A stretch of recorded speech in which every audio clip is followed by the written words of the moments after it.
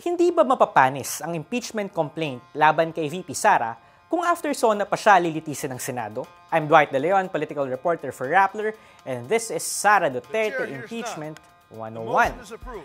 Bear with me because this gets a bit technical. We're currently in the 19th Congress, which began in 2022 after Marcos became president, and it will end ngayong June 2025.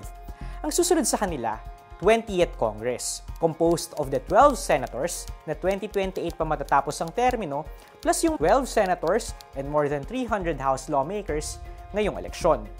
Usually, kapag may pending bill ang isang Congress at natapos ang term nito na hindi yun napapasa, back to square one siya sa susunod na Congress. For example, yung House nitong 19th Congress nagpasa na ng divorce bill.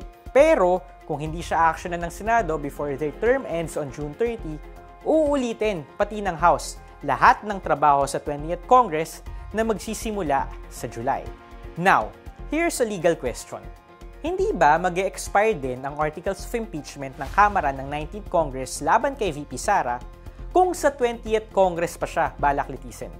Sabi kasi ni Senate President Chis Escudero, malamang pagkatapos pa ng SONA ni Marcos sa July, magsisimula ang paglilitis sa Vice President. 20th Congress na yun. Former Senate President Franklin Drilon says that this legal issue is an open question. Yung katwiran ng mga mambabatas na kalaban ni VP, kapag nagbabago ng komposisyon ng Kongreso, ang nag-expire lang na unfinished business ay ang mga legislative functions nito, gaya ng pagpasa ng panukalang batas. Exempted daw dito ang impeachment because it is supposedly considered a non-legislative function, which means that the articles of impeachment can carry over from the 19th to the 20th Congress.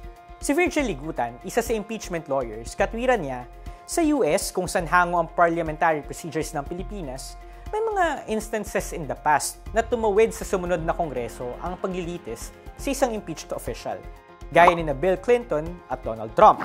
Sabi naman ni Rene Sarmiento, isa sa mga bumalangkas ng 1987 Constitution, may sagot na raw ang Supreme Court sa tanong na ito. Noong 2004 kasi, sinubukan ni late Senator Nene Pimentel na pigilan ang pag-canvass ng House ng mga boto for President and Vice President dahil nag-adjourn na ang 12th Congress. Pero, binasura ng SC yung petisyon na yun at sinabing tuloy pa rin ang mga non-legislative functions ng Kongreso despite the adjournment. May nakitang tatlong senaryo si UP College of Law Associate Professor Gwen De Vera. Number 1, tuloy ang paglilitis sa 20th Congress. Number 2, hindi pa panis ang impeachment complaint by the time of Marcos' SONA pero discretion na ng susunod na Senado kung ipagpapatuloy lang nila ang nasimulan ng 19th Congress patungkol sa impeachment. At number 3, deadma. The Senate just doesn't take it up.